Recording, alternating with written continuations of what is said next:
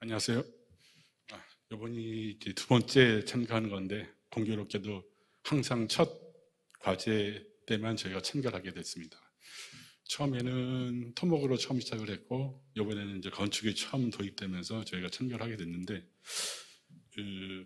부득이하게도 이 경연할 때 컴퓨터에 무슨 문제가 있었는지 과제물을 좀 100%다 만족스럽게 제출하지 못한 점이 좀 가슴이 아픕니다. 그래서 일단 되는 데까지는 작성을 해서 최대한 만들어 봤는데 일단 그 부분에 대해서 이제 설명을 드리도록 하겠습니다. 일단은 저희가 이제 메뉴는 총 세 가지로 구성을 했고요. 첫 번째는 이제 프로젝트 개요. 실제로 이제 과제를 제시하고 저희가 거기에 설계 변경을 진행한 내용이 들어가 있습니다. 두 번째는 그 과제를 바탕으로 해서 물량을 산출하는 것이고, 세 번째는 그 물량 산출한 거에 원가를 포함해서 모든 정보를 만든 것입니다. 자, 그러면은 이제 프로젝트 기업부터 설명을 드리겠습니다. 일단은 이제 건물은 다 완성하지 못했지만은 일단 주어진 과제는 이제 수행을 하기 위해서 일단 기존동의 그 4층에 있는 도서관에 대한 구조 보강과 일단 신축동에 주민들을 위한 이제 주차장 시설을 100대 이상 집어넣는 거에 대한 설계를 새로 진행을 해서 지하 2층으로 해서 각 1층, 2층마다 50대씩 계획을 잡아서 최적화해서 반영을 했습니다. 그렇죠. 지금 보시는 거는 이제 하지와 동지에 대해서 이렇게 그림자에 대한 이제 스터디고요. 자, 요것은 기존 건물에 대한 이제 구조 보강의 사례입니다. 이제 기존 구조 보강에서는 일단은 그 도서관 그 구역에 슬라브판을 4분의 1 지점에 철판을 대고 그 중간에 200 곱하기 200짜리 이제 H빔을 설치했습니다. 그러면서 이제 그 과제에 요구하시는 7.3 이상의 그 요구값을 충족하도록 저희가 진행을 했습니다. 보시다시피 이제 이런 식으로 진행을 했고요. 요거는 이제 신축 건물에 대한 이제 주차 계획인데요. 일단 최적화된 주차 계획을 잡기 위해서 조금 많은 시간이 이제 투입이 됐습니다. 그래서 일단 이 동네가 이제 주거단지 그리고 큰 대로변에서 안쪽으로 들어와 있기 때문에 사방이 전부 일방통일로 되어 있습니다. 그래서 램프의 이제 위치와 주차 동선을 상당히 많이 고려해가지고 최적화된 지점을 찾았는데 일단은 그 남쪽으로 해서 이제 램프를 설치하고 각각 지하에 50대씩 배치를 했습니다. 이제 그 서울시 조례에 맞춰서 이제 법규 준수를 했고요. 그래서 이거를 주민들을 위해서 주차 공간으로 활용한다면 상당히 주민들이 만족도가 높아질 것 같습니다.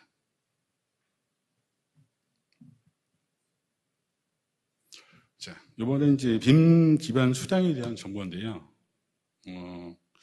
일단은 이번 이제 챌린지의 목적이 이제 자동화를 목적으로 하고 있는데 저희도 일단 자동화를 위해서 어떻게 해야 되나 그래서 일단 정보의 자동화를 초점을 두었습니다.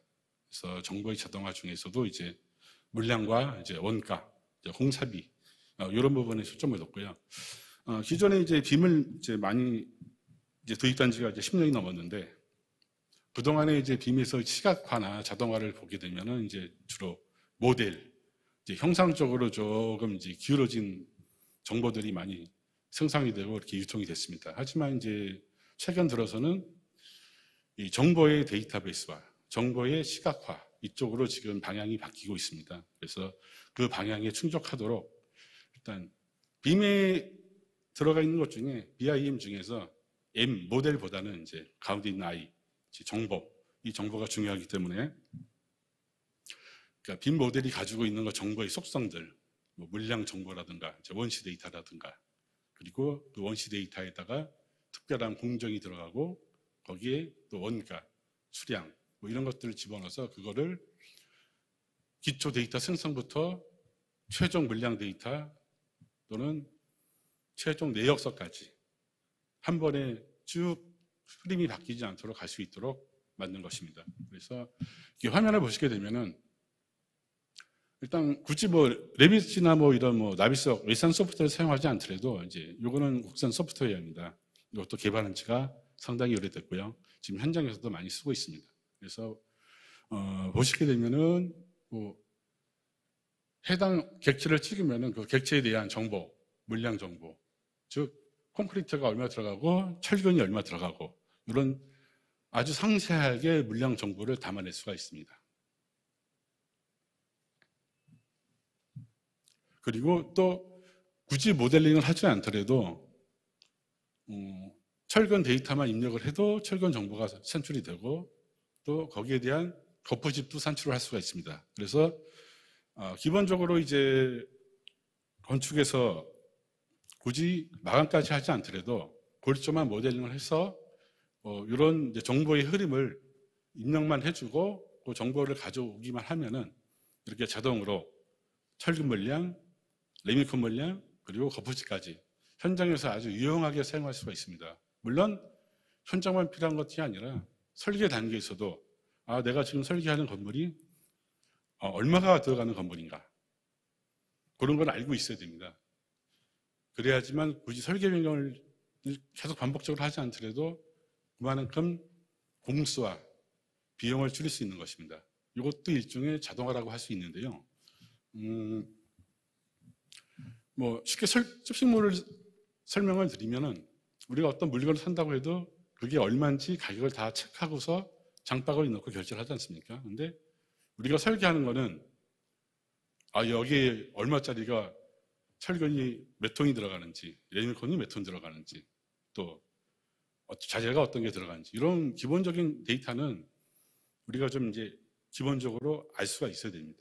그걸 가지고 설계를 하게 되면은 좀 더 현장과 원활한 커뮤니케이션이 되고 또 건축주 또는 발주처와도 더 유용한 커뮤니케이션이 돼서 그만큼 공기도 줄어들고 또 재시공 방지도 할 수 있고 여러 가지 방안이 생겨야 되는 거죠.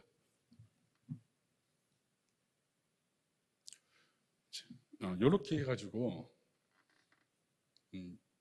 원하는 대로 뷰를 산출할 수 있고 그 뷰를 선택을 하게 되면 현장에서는 기상 관리라든가 뭐 공사 관리라든가 이런 거를 계획을 잡을 수가 있습니다.